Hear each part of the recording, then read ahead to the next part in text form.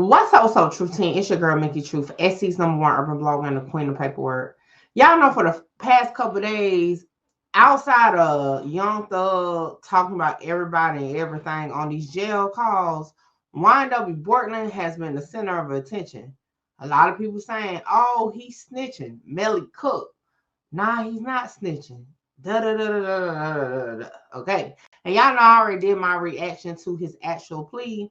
But it seems like Bortland heard about all the chatter online and took to his Instagram and said, "Y'all can uncross your nuts, YNW for L," and had a little audio. And we're going to get into it.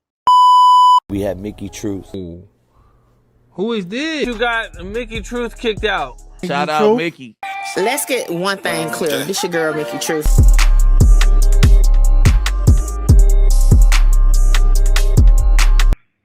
Man, you fuck niggas better stop playing on my top, man. Y'all know it's sport the fucking sport, man. I'm 10 toes down. A nigga hold it down, stay solid, they hate the nigga. Niggas forward, they go troll, they quick, they praise the nigga. I'm a young nigga out the G, just skated for license. What the fuck I look like taking the deal that hurt my niggas? What the fuck I look like giving a fuck about how y'all feel? I'm a young fly nigga, be back to raising hell, prevail. Damn. Why they want a nigga to take that L? Don't you know you can see the dirt for even speaking that L? It's sport the sport, man. A part of Mickey Mouse Clubhouse. YNW for L, and this shit can't never be stopped. Silly nigga. You fuck niggas better stop playing on my top like y'all don't know what the fuck going on, man. Hey, free me here, Melly. Bitch boys. Well, hey, definitely a rap, okay? Definitely a rap, okay? But he said he ain't about to be telling on nobody, okay? Now, again, the whole narrative was definitely a lot of the actual lawyers. I'm not even gonna lie. A lot of the lawyers were saying he has to cooperate. He has to give up Melly. Even the family civil attorney, which I read on the live, but other lawyers have come out and said the same thing. Now, my thing was like, until he actually do the proffer, we don't know what he gonna say. He may not even do the proffer. The judge already said it's not part of his deal or his plea to do the proffer. It's just on the record that he agreed to do a proffer. Now, again, that's my interpretation of it, okay? But the lawyers were saying he's going to tell, whatever. And the family civil attorney is like, yeah, we're about to do a deposition and all that.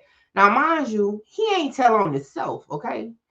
He basically said no contest, meaning, yeah, I probably am one of the two people in the car, or maybe I wasn't.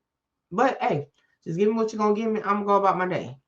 So I just me personally, I just don't see how you gonna tell on somebody else if you ain't even really confirming you was there, even though we saw you get in the car and not in the car. But anyway, that's neither here or there at this point, okay? Y'all may be wondering why I got my hoodie on, because I don't feel like combing my hair now. It's early in the morning. I got a lot of things going on today, and I need to comb my hair down later after I get dressed. So boom, here we are. But that's just how I feel about it. I mean, like I said, I'm not gonna put no snitch jacket on him or nothing, because I mean, at this point, we haven't heard or seen anything to say he's snitching.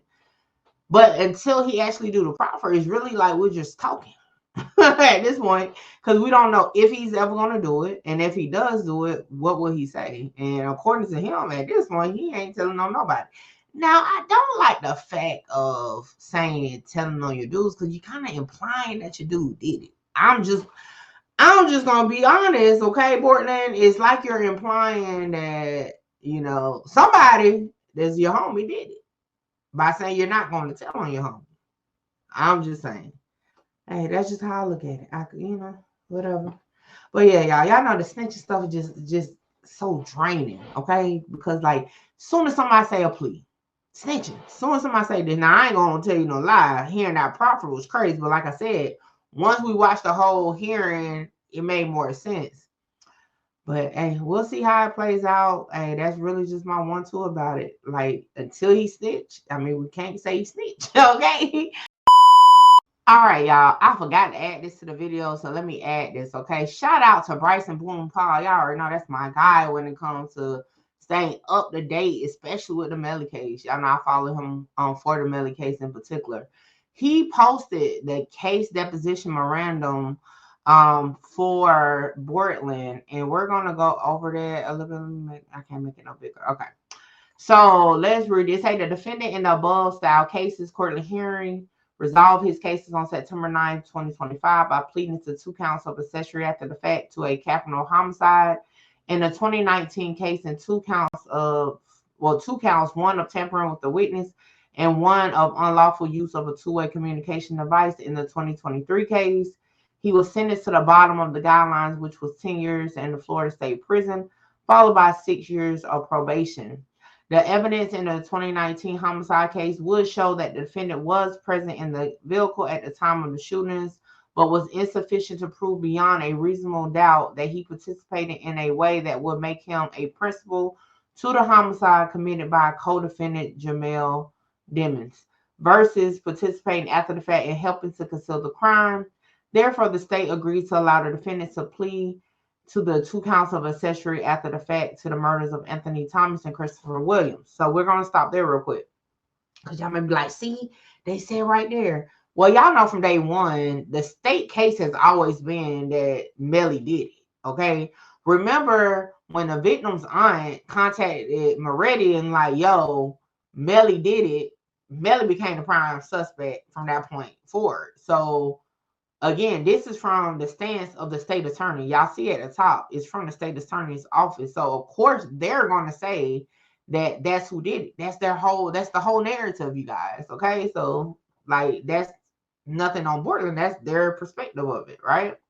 So let's continue. Say the evidence in the 2023 temper case would show that the defendant engaged with his co-defendants in assuring the witness Mariah Hamilton did not cooperate in the homicide trial of Jamel Demons. These communications occurred through co-defendant Terrence Mathis while Mr. Mathis was in custody with Jamel Demons. Mr. Mathis would call Mr. Henry and instruct him on what Mr. Demons wanted passed along to Mariah Hamilton. Ms. Hamilton ultimately never appeared for trial in the case of Mr. Demons. However, she has since been located is on an ankle monitor pending the retrial of Mr. Demons.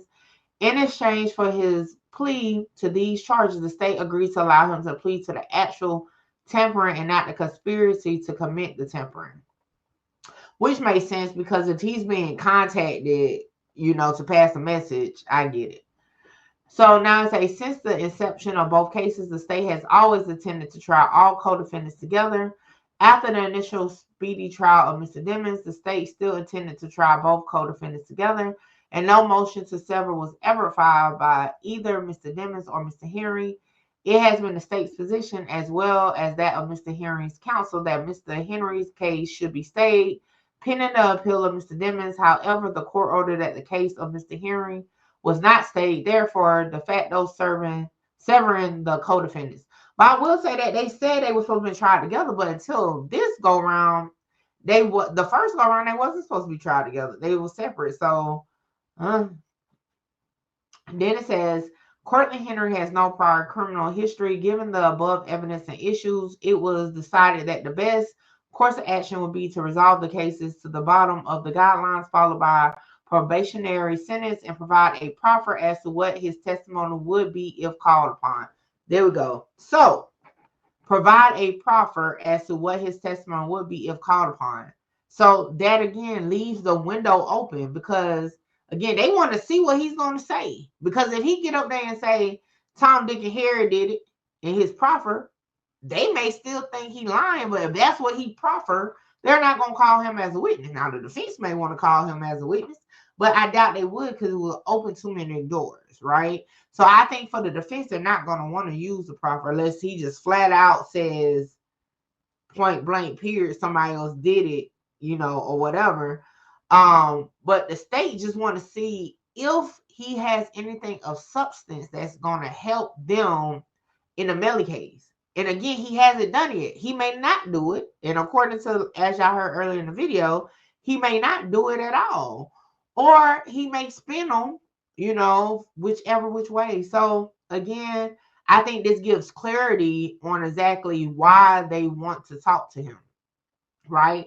But again, it doesn't stipulate, like the judge say, anything with his plea deal that he has accepted, because he could get up there and spin them, and what they're going to do other than say, damn. Okay? Like that. Now, that's just my little my unwanted opinion about it based off, how I'm reading what is written. But y'all get in the comments. Let me know what you think. So like, comment, share, subscribe, tell a friend to pull up on your girl Mickey Truth. I'll catch y'all on the next one. This is the weakest. Give a fuck about what they scream. Holla. Shout out Mickey. Mickey, you gonna be big. Like I'm trying to conquer the world, coming from where I come from. Hey, this your girl Mickey Truth, #1 blogger in South Carolina. Hold on, wait, before I go, y'all make sure y'all tap in with me to book your slot. A lot of y'all be hitting me up on Instagram and the email wanting to just talk about content, whether you're an up-and-coming content creator or somebody just got questions about cases or whatever. Book your consultation with me now. The information is on the screen. Hey, make sure you get your slot, because my slots be filling up fast. What's up, Truth Team? I am here, okay? About to get a touch of love. Yes, I'm at Touch of Love Massage Shop, okay? Now listen, I've been getting my massages through Touch of Love for years, even before it was a shop to come to.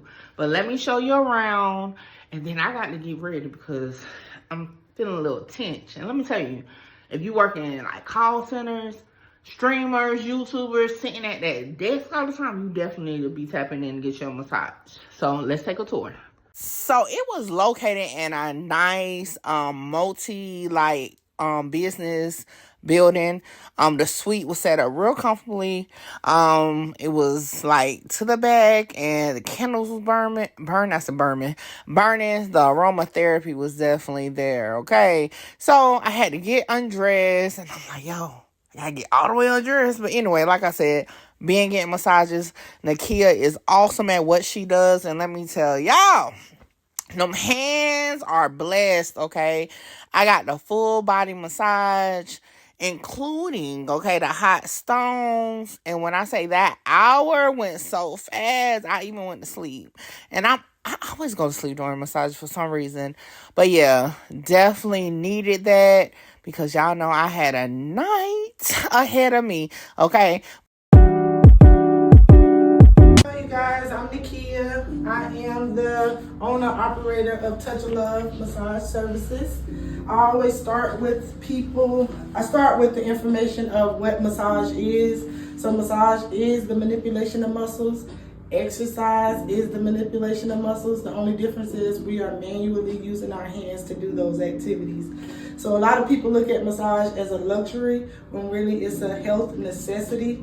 So I'm more on the medical side of things. So if you're experiencing any pain of any sort, muscles is 90% of pain, so I would recommend you to come and get a massage. How can they follow you? I do have my business page, Touch of Love Massage Services, on Instagram. I have Touch of Love Massage Services on Facebook, and if you want to set an appointment with me, you can look me up on Setmore. It's an app platform online where you can book appointments. Hey, there you have it. And y'all, I feel like a new woman, but now it's time to party. So I'll catch y'all on the next one.